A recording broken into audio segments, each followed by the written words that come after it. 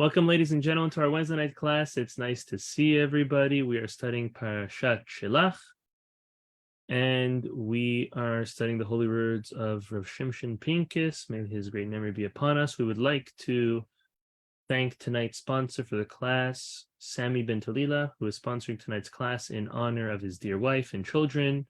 May they be blessed, have success, healthy happiness, and many, many, many more years together in smachot, hopefully. Amen. This week is one of the main episodes in our Torah in Jewish history with life-altering ramifications, and that is when the Jewish people come to Moshe Rabbeinu to request that they send spies to scout the land of Israel before they enter. We know that unfortunately that didn't turn out too good for the Jewish people. We know that that was what resulted Bnei Israel being denied access into the land of Israel, at least that generation. But why did the Jewish people even need to see the land of Israel? I mean, didn't they believe in God? God's had their best interest in heart. He's taken them out of Egypt. Bring them to the land of Israel. So why did they even need to check it out? Why would they have to scout it out? Hashem says that he's bringing you to the land of Israel, the one that he promised your forefathers. You just go along with it. Rav Pincus brings the Nachmanides, the Ramban. The Ramban gives an amazing answer. He says that Bnei Israel needed to do everything based on the natural way things work. And a part of conquering the land, or any land for that matter, explains the Ramban, would be to scout it out before conquering it. So in order for Bnei Israel to make it look like what they're doing is regular, non-miraculous, they wanted to scout it out.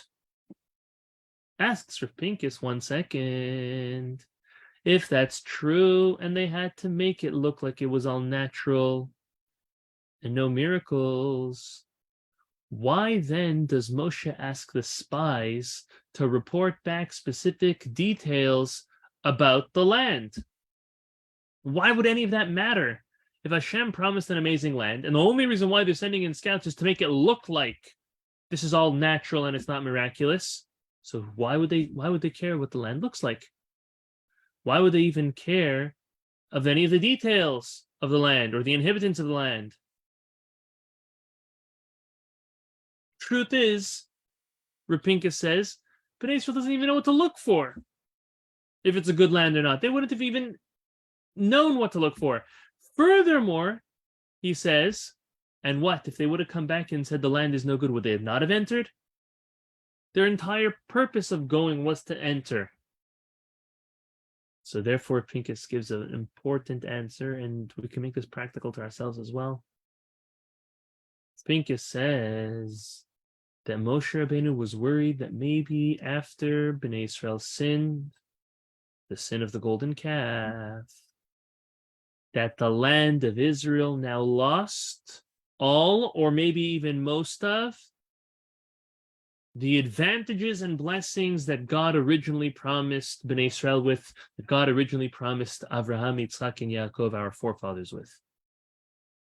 Maybe that their sin was so severe that it now gave a knock or diminished the greatness of the land of Israel. So he felt that once we're going to now operate by means of nature, he felt there was a need to look into the land of Israel so that they would not be surprised. Not that they won't go, but so at least they would know what to expect. All the promises were made before the sin of the golden calf. Now the sin of the golden calf, stuff changed. So before we move on to the next part of tonight's class, I think it's a very important lesson, and that is that our deeds have real ramifications. There's tons of divrei chazal, such as Gemaras and other parts, that promise great things to people who do great things. It's very important that we know that when we do things that are improper, when we do things that are wrong, that can take down the level of merit and blessing that we are supposed to receive for the good that we do. It's not like you do good and that's it, it's all over. No, we have to keep on doing good, keep on advancing, and take nothing for granted. Bnei Israel, or at least Moshe Rabbeinu, saw that Bnei Israel had reason to worry about if they would merit that beautiful land that Hashem promised them because of the sin of the golden calf. So for us also, many promises, many good things in our lives, but we have to realize when we do things that are inappropriate or wrong, it could unfortunately diminish the great things that we have set out or promised to us by HaKadosh Baruch Hu. Moving on now, Pincus says that the spies return with a scary and very negative report. And they all cry, they complain.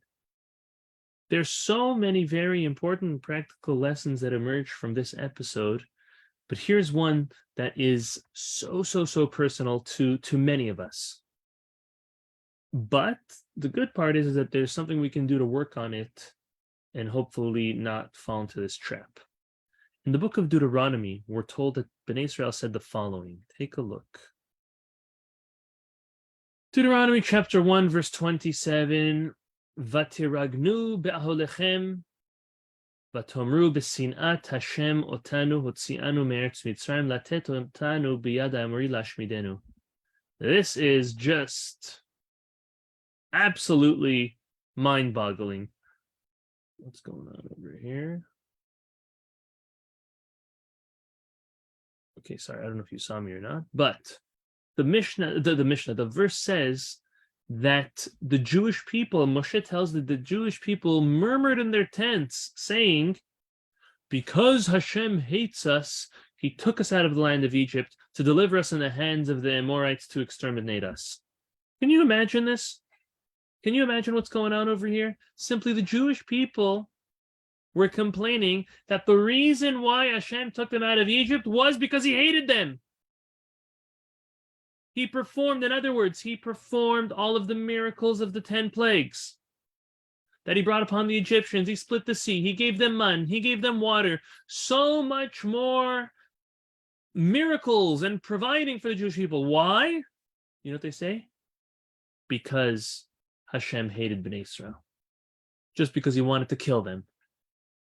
Does that make any sense? Of course not. No way. But the same thing happens to many of us, Rav Pincus says. And this happens more often than not. Baruch Hashem, Hashem has gave us health, a livelihood, family, thousands upon thousands of good things and blessings in our lives. Then what happens? One thing goes wrong. You miss a flight, you lose something, you lose someone, you have a health complication, you have a parnasa issue, you're having some type of emotional or relationship issue. What do we do? First thing, we blame Hashem. We say, or we feel like, if we don't articulate it, that Hashem doesn't love me, doesn't care for me. This week, Rav Pincus says we learn how messed up that thought process is and how damaging it is. Look at the extent of how damaging it is, how ridiculous it gets. Look at your screen. This is this week's Parashat, Numbers chapter 14, verse 1 and 2. Vatisa kol ha'eda vayitnu et kolam vayivku ha'am balayla ahu. The entire community raised their voices and shouted, and the people wept on that day and that night. Next verse, Vayilonu al Moshe v'al Aharon. The children of Israel complained to Moshe and Aaron. All of them, Vayomru alehem, kol ha'eda lumatnu be'eretz Mitzrayim o b'midbar hazeh lumatnu. They say, if only we had died in the land of Egypt, or if we had died in the desert, or in this desert. Meaning, Bnei Israel are fed up. They're crying and uncontrollably crying for this report of the land of Israel. Chazal tell us, our sages teach us, that night was the night of Tisha B'Av. And Hashem told Bnei Israel, you cried in vain at this night. And this night will forevermore be a night of crying for your generations. You cried for no reason. Hashem's going to give you a reason to cry. As we know, both of the temples were destroyed on Tisha B'Av, which caused the exile of the Jewish people out of the land of Israel. Many more tragic things happened on Tisha B'Av. And all of this started from crying in vain and blaming God that he hates us for and therefore he took us out of Egypt. Every morning, Rav Pincus says, we thank Hashem, we place our trust in him, we express our love for him, Ahavat Olam, Ahava Rabbah, love for Torah, the love for Hashem. Then later on in the day, we forget it oh so quickly. And we blame him for picking on us and treating us unfair. One of the most important things to consider is that most of the time, if we have the merit to see how, any hardship in our lives was really for the good. I'm not just saying it now, it was for the good because we have trust in Hashem. No. Pause. Look back. It was really for the good. This happened to the spies and they still complained. Look at this. Look at your verse. We are in chapter 14, verse 7. You know what the spies told the Jewish people when they returned for their report? Ha'aretz asher avarnu ba laturota, tova ha'aretz me'od me'od. Oh, I didn't do the next verse, sorry. So this one says it's a very, very good land. And then it says it's Eretz ochelet yosheveahi.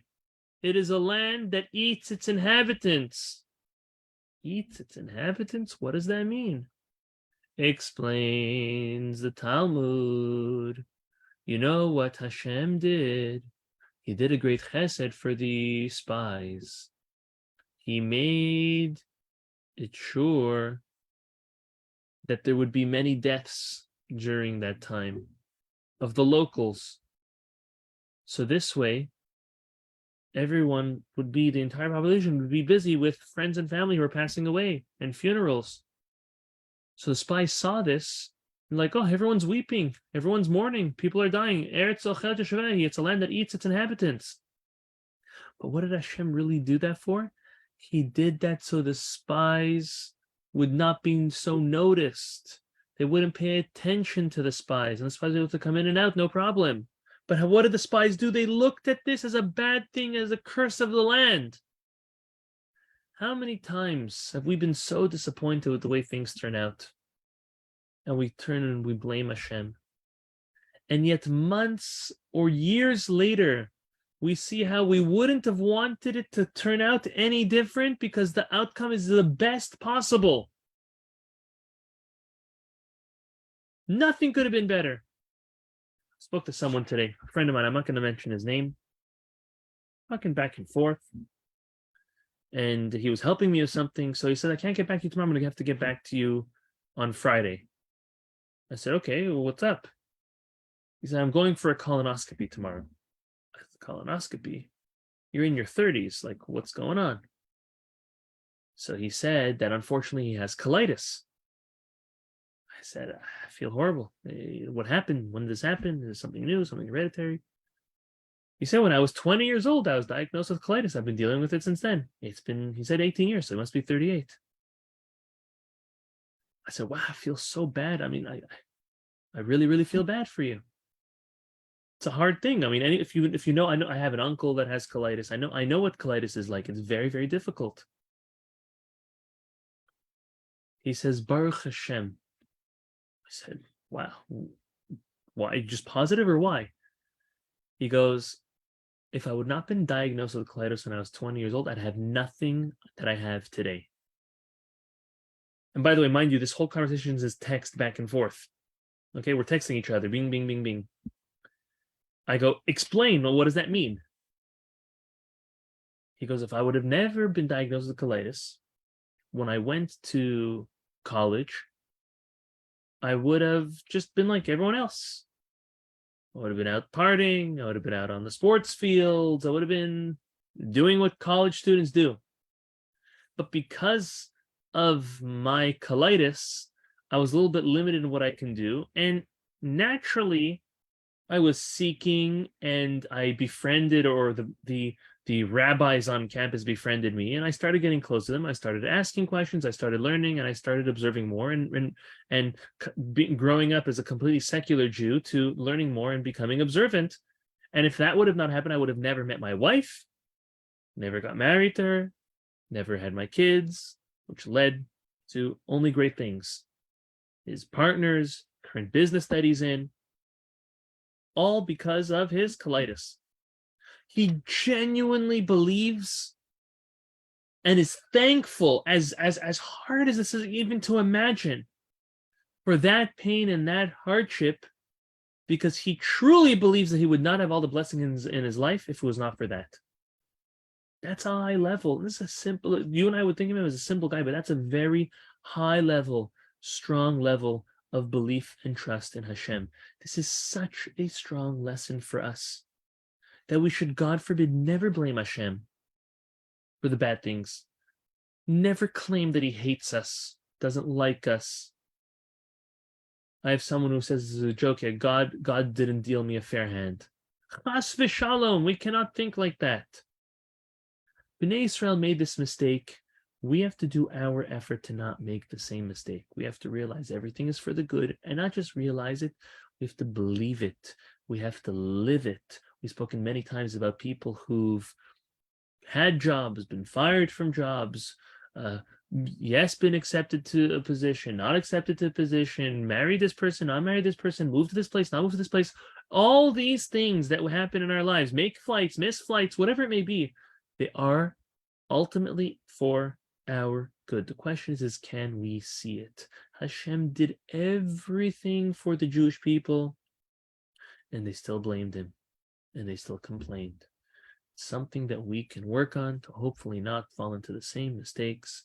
B'ezrat Hashem, in the merit of studying the holy words of our Torah and our great sages, we will find that strength to have the trust and belief in Hashem, to know and to believe that everything that he does is really for our best, and that he only loves us, only cares for us, and only does good for us. Amen. Amen.